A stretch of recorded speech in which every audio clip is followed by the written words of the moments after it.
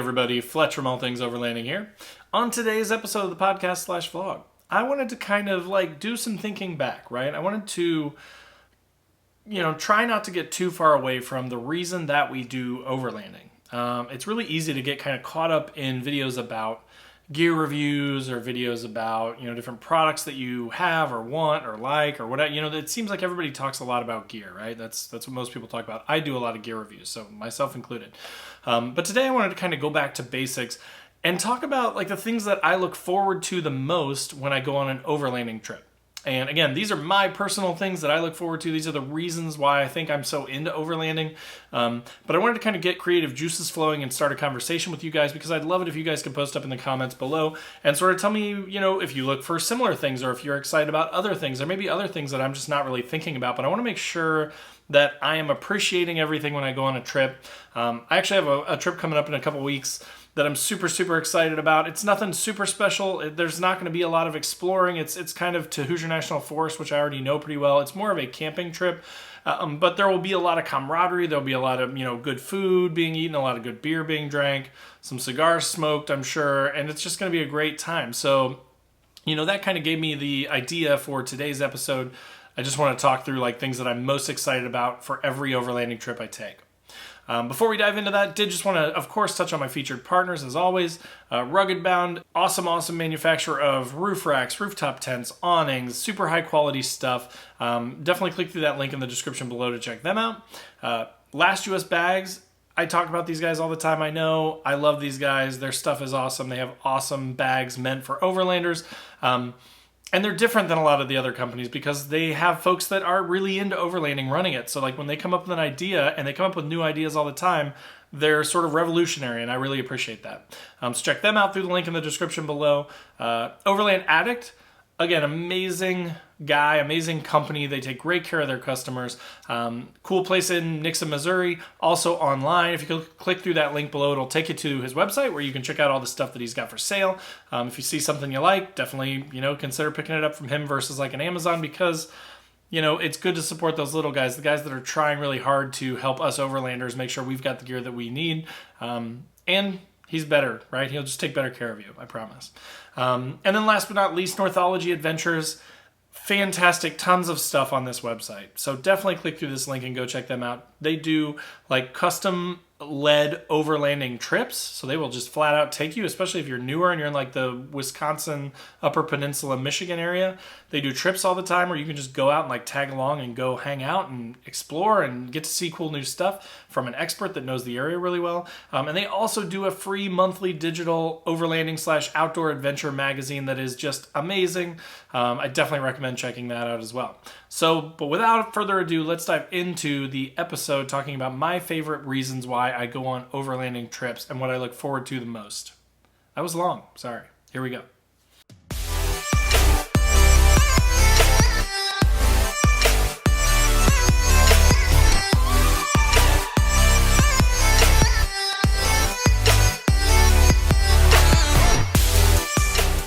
All right, guys and girls, so as I mentioned today, I'm going to be talking about the things that I look forward to the most. And part of the reason I'm doing this, as I mentioned, is that I am getting ready to go on a trip in a couple weeks that I'm super excited about. If you follow the channel, if you've heard anything else that I've said, we are looking, my family, I've got a couple of young kids, I've got a wife. We are actually purchasing a new house in a couple months, which means that my overlanding schedule's been really messed up, right? I think I took my 8-year-old camping a month and a half ago, and that was the last time I've been. So it's really hurting my soul right now, right? It actually is physically painful for me to sit here and think, oh, I still have 2 more weeks before I get to go on the next trip, which I'm really excited about. So it's kind of almost been 2 months. So, that being said, just for all of you folks, especially if you're newer or if you're not and you have a full-time job and you just, you get out when you can, but it isn't as frequently as you want, don't feel bad. All these people online talking about all these amazing trips, some of them really do get to get out that much. Some people, it's really in their backyard. For me, it's not. It's at least a couple hours away to my local national forest with some dispersed camping. But that's the reality of it, right? So that's, again, what kind of made me think about this was I am going through withdrawal. It's been so long since I've been on a trip that I am now just I'm living vicariously through my planning spreadsheet.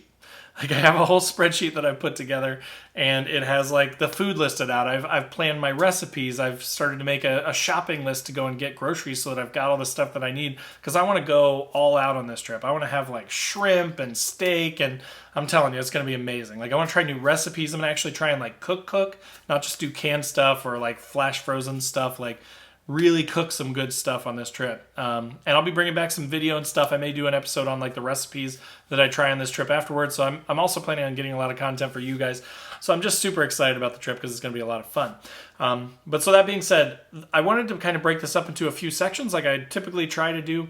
So let's dive into the first one. The first one, what I get most excited about when I go on an overlanding trip is the exploration, right? Like, you know, some of this stuff is done on road. So sometimes, a lot of the times actually, at least on my trips coming out of the Midwest, out of Indiana, I got to go a long way to get to someplace. So when I went to West Virginia, it was about 10 hours each way. When I went to the UP, it's about 10, 11 hours one way. When I went to Springfield, Missouri for the Moore Expo in February, that was about 10, 11 hours away. Planning to go to LBL sometime this summer, that's about 6 hours away. So like there is a lot of highway stuff unless you are lucky enough to be in a place where you can still get off road and really explore. So, you know, that part of it for me is a little bit difficult because it's not so exciting, but I watch these other people online and I see them like really getting out and exploring, and I'm so jealous.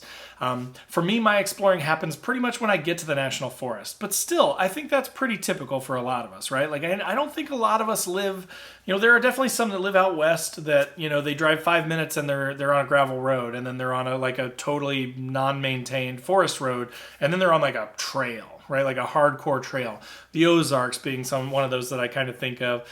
You know, Venture to Rome, Will from Venture to Rome. I'll put a link in the description to his channel. He's out in Idaho. Yeah, I'm probably saying this wrong. Iowa, Idaho. I don't know. They're all the same out there. They start with an I. Idaho, I believe, is where he is. But he's shown me like a map as he's planning, and it's like mountains and rivers and water crossings and like. He could literally walk out in his backyard and have this beautiful view and be in a place that's more beautiful than anything I can get to in Indiana. Not complaining, but just stating a fact, right? So for some people, the exploring is the whole journey, and that's really awesome. That's what I really want to get to someday. I really want to go out west and like every day is a journey. But even on my shorter trips, I mean, once I get through the highway stuff and I get to a place, there is still a ton of exploring to be done. So even if you are a weekend, you know, warrior, see the description for patches, Weekend Warrior patches for sale. Click on the store link. If you're a weekend warrior like me and you just kind of get out whenever you can, like maybe a Friday to Sunday kind of a deal, like a 2-nighter, 3-day kind of deal, there's still a lot of fun to be had. So I'll reference that West Virginia trip that I went on a few years ago. You know, it was about 10 hours of driving. We started in the evening, and we drove till about midnight, and then we stopped at a rest stop and slept for like an hour or two. It was smoldering hot. It was like September, summer still, early September, late August. And then got up and drove, 6, 7, 8 more hours the next day until we got there. And so that was a bit of a slog. But once we got there, then we were in like water crossings and rocky gravel roads and exploring and checking out new things. And it was unlike anything I've ever seen in Indiana. Like their forests are almost primordial. Their forests are almost primordial, right? Like they have these like giant leafed plants and ferns and all this cool stuff. It was really beautiful. But like, then I'm telling you, like that, once we finally hit those woods after that deadly long drive, right? That awful, painful, hot drive there.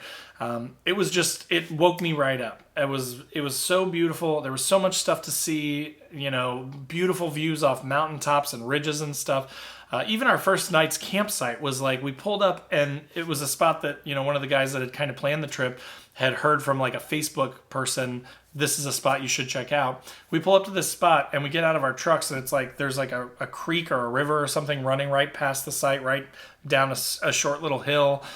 There was a picnic table that looked like it had been there since 100,000 years ago, like covered in moss and stuff, built out of timbers, that big around, like 10 inches across. And it was just beautiful. It was so cool. So again, just pulling up to this place with this amazing foliage and a river/creek flowing right nearby and like old school picnic table and stuff. And like we were in the middle of nowhere. I think we maybe saw one car that whole entire night come down that trail. And it's technically a road where we were. But it was just amazing. It was awesome. And so like to find that place was really cool. And then that kind of defined the whole trip. Like every day we would go out and we would hit trails, and some of it was like amazing rock crawling type stuff, water crossings, hill climb type stuff, really, really cool, amazing trails in like national forests and state forests and things like that. But then we would settle down each night and we would find a new spot with an amazing view. And like, I'm thinking of the first night, there was this amazing view I'll try and put up here for you, where just a little bit down the road. So again, we could have just sat in camp. We could have just started to drink some beers, which we did, and just stayed there. But one of the guys is like, I'm going to go hike down the road a little bit and just see if I can find anything. And then he comes back and he's like, you guys have to come down here. And we went down there, and this is the view that we saw. It's like a little like crowded trail that you would have missed really easily driving past it. But walking, he saw it. And we walked down it, and it just opens up to this like rock face and this overview of these mountains.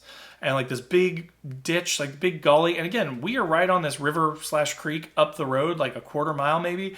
And then it just plummets off, and there's just like a giant drop off from this overview. And it was one of the coolest things ever. And the sun was setting, and it was just beautiful, right? So again, something that I would have never seen if I'm sitting in my house watching TV, if I'm, even sitting in my own backyard, having a fire in my fire pit. That's better than nothing, but it's still just not the same as exploring and getting out there and, checking out new stuff, seeing what you can find.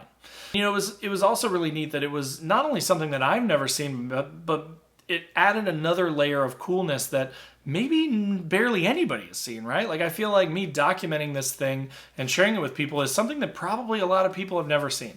Even if it is a fairly well-traveled place for overlanders and there are other people that are aware of it, it's still a very small fraction of the population, right? There just aren't many people that have seen something like that. And I just think that's so cool. There's, not only is it pretty, not only is it fun, not only is it nice to be surrounded by nature, but it's just neat to find stuff that maybe no one else has ever seen or very few people have ever seen.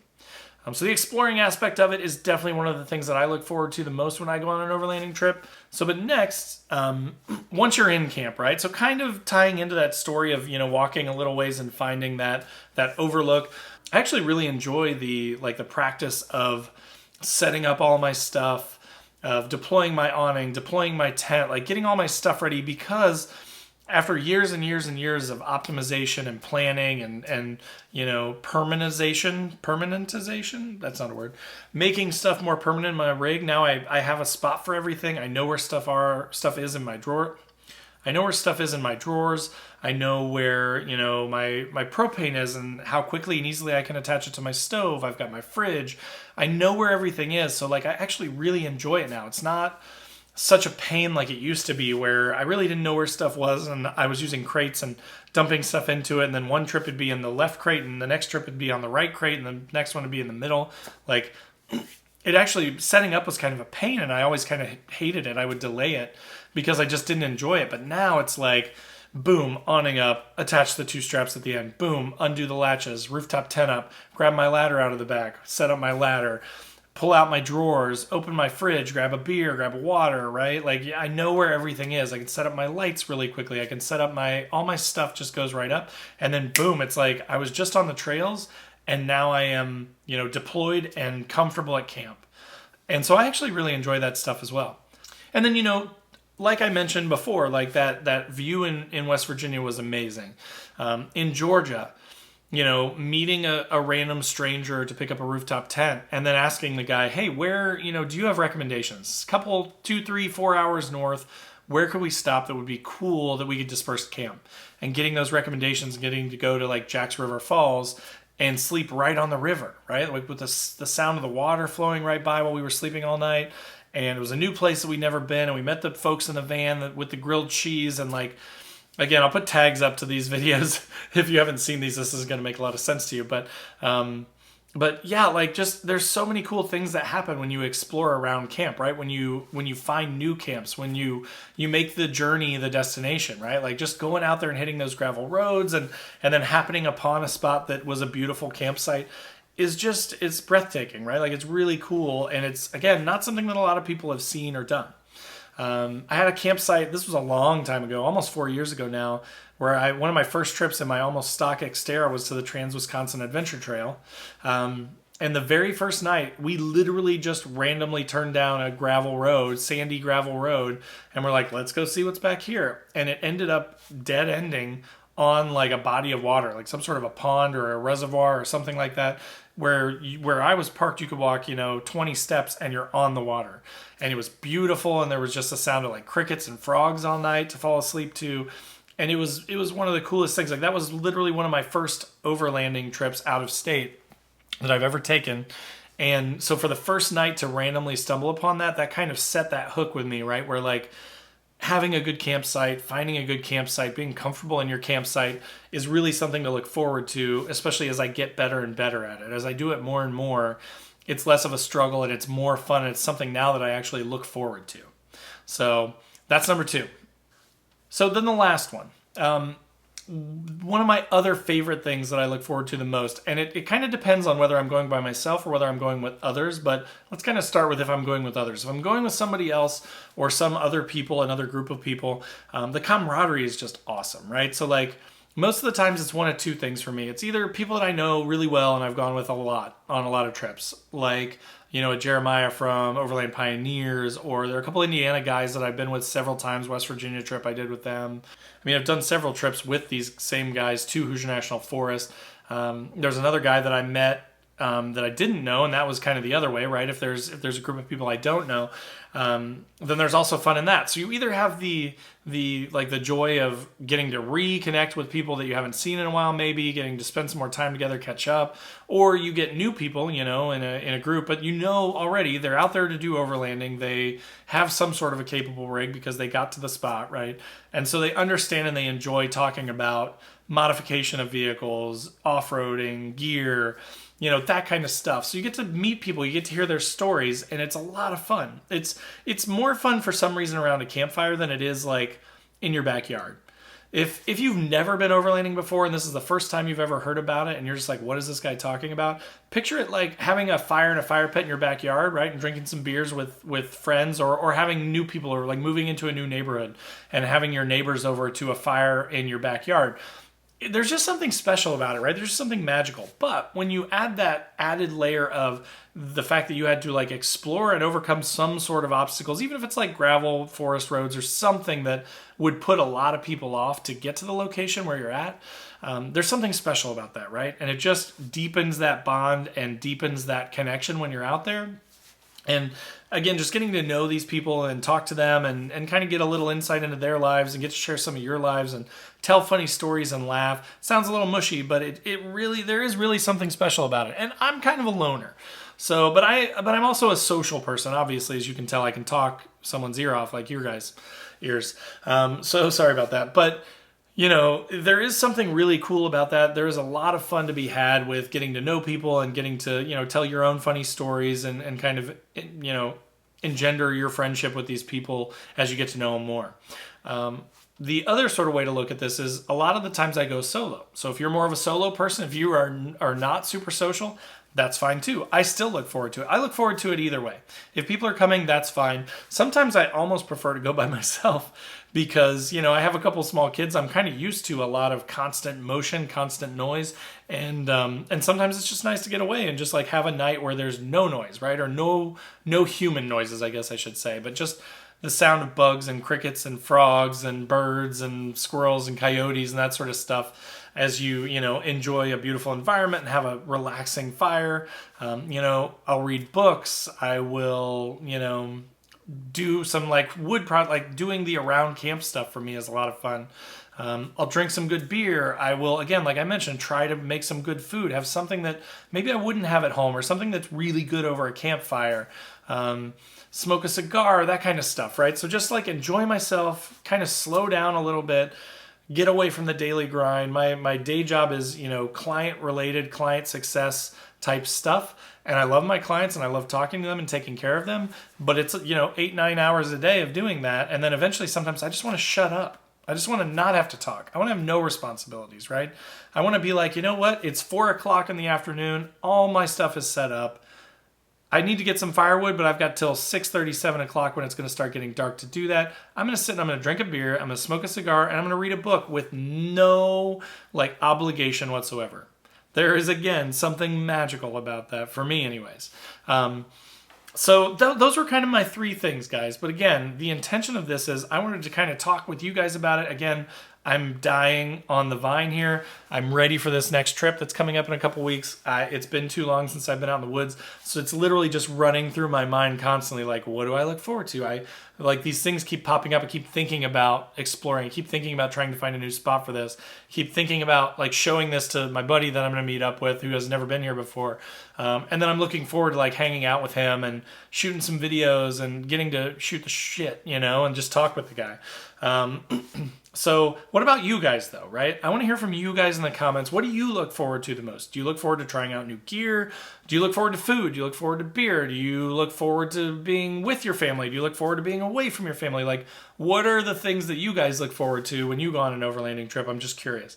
So thanks as always for listening if you're on the podcast. Thanks for watching if you're on YouTube. As always, in the description down below are links to all my featured partners, like I mentioned.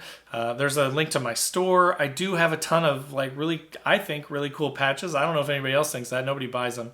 I'm kidding. Some people buy them, but if more people bought them, that'd be great. Also some stickers, all things overlanding stickers, patches, some funny patches too, if you're looking for funny overlanding patches to add to your collection. Also links to Facebook, Instagram, the podcast if you're on YouTube, YouTube if you're on the podcast, right? Like, anywhere that you guys want to hang out with me, I would love to have you. Shoot me an email. Let me know if you have any questions. Anything I can do to help, I'm happy to do it. But as always, I appreciate you guys. I appreciate you listening and watching on YouTube. And I look forward to seeing you guys next week. So take care. Have a good week. Get out there and explore. And we'll talk to you next week.